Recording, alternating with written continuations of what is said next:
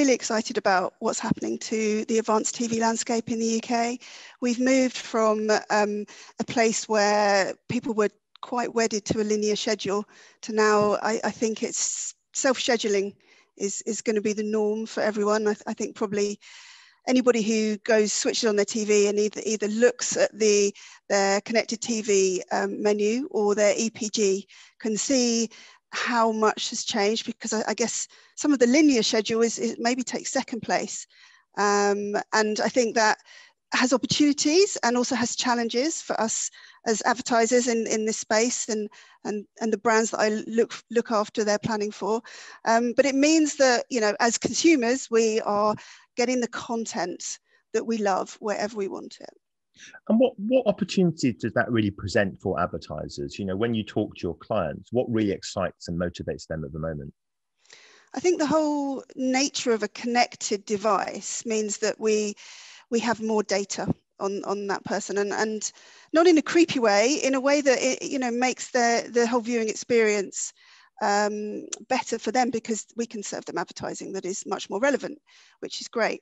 And it also means that we get to understand the rhythms of their day. And I think you think about this self-scheduling, and if we're gonna, you know, we're gonna have this weird anomaly in our, when we do look backs on viewing, that we're gonna be writing off maybe 18 months of viewing behavior, because it was such a change, you know, the COVID change meant that we were working at home, we were watching more television, we were watching lots more content in lots of different places. So I think the key is that for us, we have a clearer view of who the audience are and how they're interacting with television, so that we can wrap our content around those moments that matter for them. Do you find that advertisers are increasingly looking to bring their own first-party data assets and to use those to inform their TV ad buys? Yes.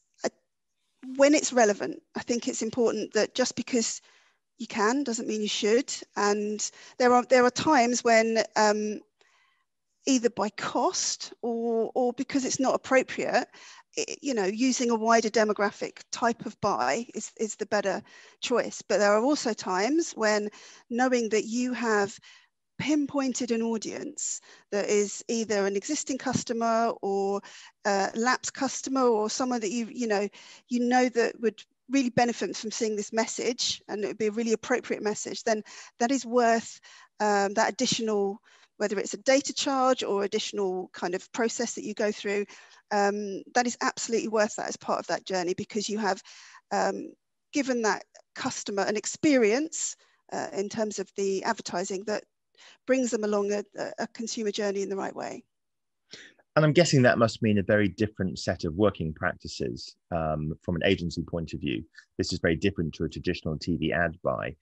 Give us a sense of how you've been building out the capabilities you need to help your clients take advantage of these opportunities. I think the first thing we did was bring together different teams that probably hadn't worked together before. And so at OMD, we created a connections planning department, which was built from people who were either very used to planning in a linear way historically, and then brought them together with digital experts, the people who are used to planning programmatically, addressably, and when you bring those two sets of people together, the power is in that collaboration. And it means that we can take a brief kind of through my planning team end to end that is, you know, full of rich understanding of audience data, third-party data sets, you know, best-in-class measurement, who to use, and how to bring it all together.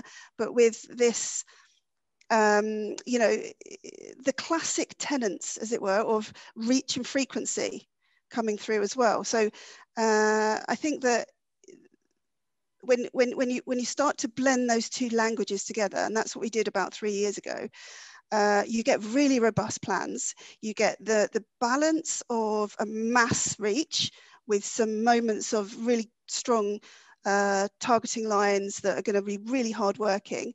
And ultimately what we've seen across all of our client base is really strong results, because otherwise what you could see if you weren't really on it is that, you know, if you're just stuck with linear buys, the reduction in viewing is really clear over time. And even if you strip out sort of the COVID 2020 viewing patterns, what we're seeing is reach build is a real challenge for linear TV if you just kept that to itself.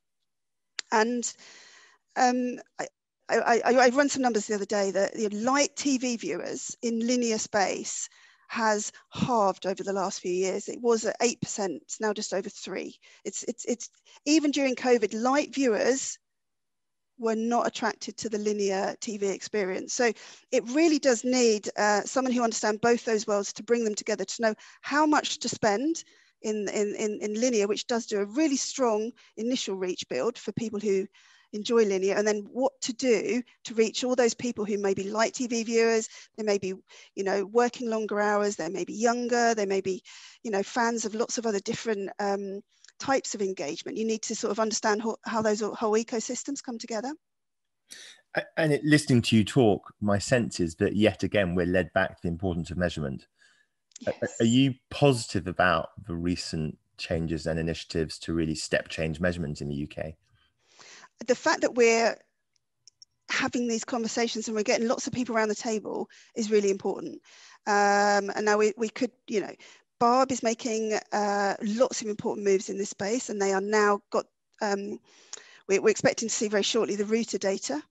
You cannot underestimate the power of a single source panel, because, you know, without that we are fusing, we're using probabilistic data, we are making assumptions, and, you know, we're doing it well, but there is nothing can beat the power of that single source. So from Barb's perspective, they'll be able to see from, you know, that panel who is watching on a linear schedule, and then how their viewing moves across, whether it's to a Netflix or, you know, other SVOD providers, through to gaming, and how they're watching catch-up services. So bringing that nuance together is going to be so powerful. So on the one hand, really excited to see what that means for the whole landscape. And then obviously with Project Origin, on the other hand, which is a much wider set of stakeholders, a much broader set of video